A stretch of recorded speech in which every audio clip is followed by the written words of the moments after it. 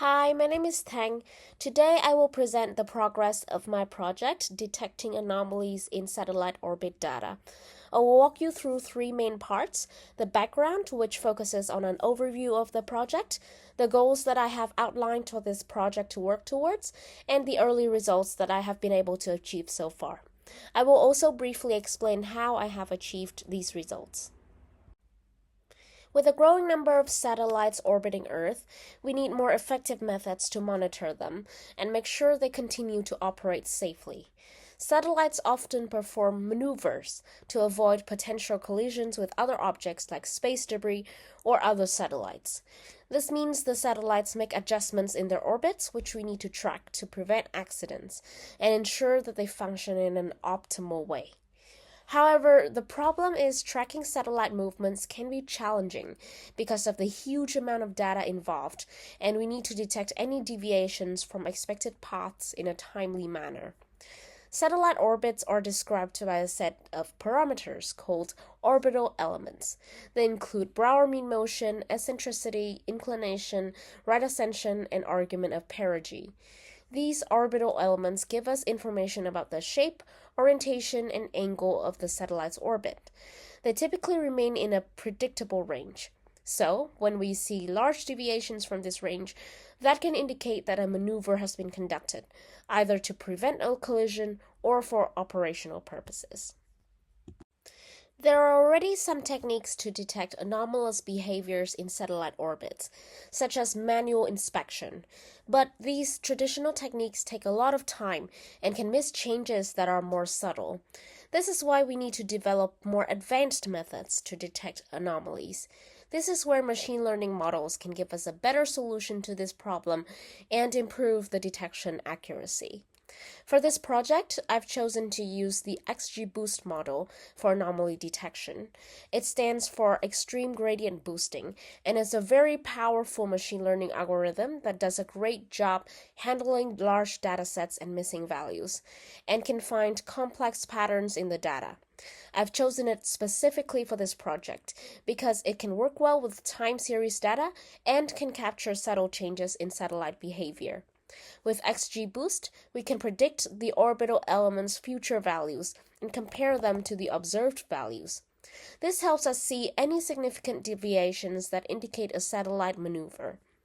In this project, I'm provided with a dataset that includes data from 15 different satellites, including Sentinel-3A, Saral, and Topax, which are some of the satellites I have explored so far.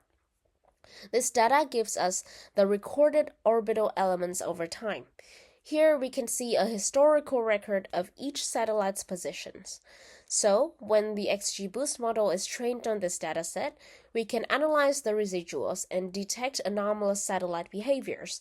It's worth mentioning that the residuals mentioned here are the difference between the predicted values and the observed values of these orbital elements. Large residuals could indicate anomalies, which means there could have been maneuvers conducted by the satellite. The central aim of this project is to accurately detect satellite maneuvers by using the XGBoost model. When we analyze residuals and find significant deviations between the orbital elements' predicted and observed values, we can find potential satellite maneuvers. The timely detection of these maneuvers helps us to make sure the satellites are operating safely and doing what they're supposed to. So the first goal is to develop an anomaly detection model. We will use the XGBoost algorithm to create a model that can predict future values of the orbital elements. The reason I've chosen XGBoost is again because of its strong performance when used with time series data. Another reason is also because it can capture complicated patterns using feature engineering. So we will use XGBoost to identify potential maneuvers by looking at significant deviations between our predicted and our observed values of the orbital elements. Here I'd like to explain a little bit about feature engineering. In this process, the model creates new features from the original data.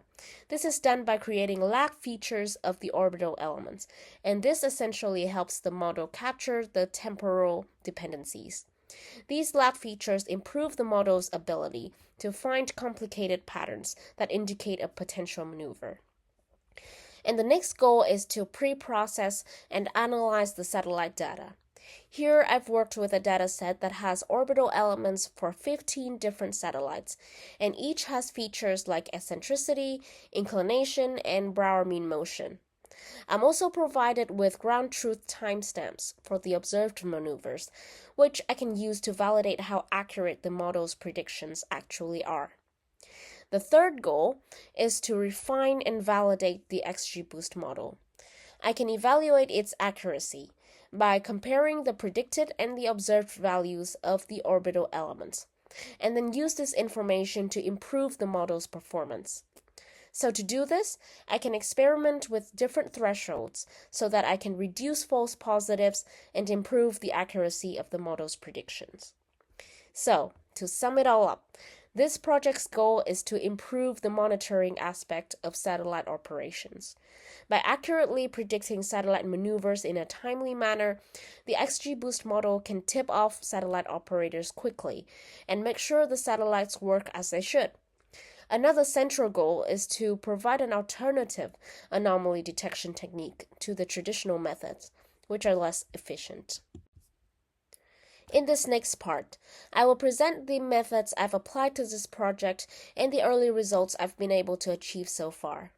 The first step I took was data pre-processing. I loaded the unpropagated data for 5 satellites, Sentinel-3A, Soral, Topax, Cryosat-2, and Haiyang-2A. I converted the timestamp columns in the CSV files to a date-time format and normalized the Brauer mean motion feature. I did this because the feature's values were on a different scale than the other orbital elements.